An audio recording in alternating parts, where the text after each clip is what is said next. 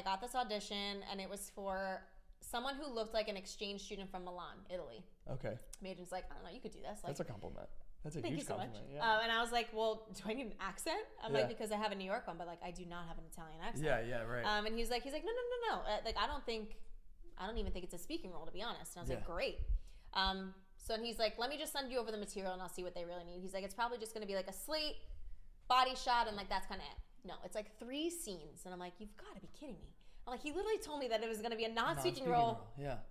So whatever you do. So I had to act out the scenes of me being the scene of me being murdered, and like pre what happened to me getting murdered. And so I'm having the scene with the person who ends up murdering me, and like what would have happened. Were the scenes like, oh, we were thinking about doing this, but then we cut it, or was it like a? Okay, so I asked this too when we got there, because then I'm like, then you have all these lineup dates for filming. Yeah.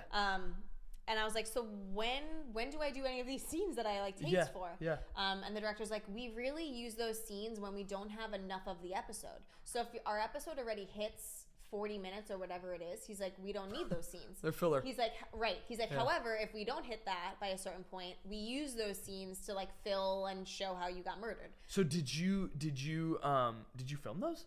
No. Okay. Because by the time I came in, they've already filmed majority of the episode. Okay. And they didn't need to.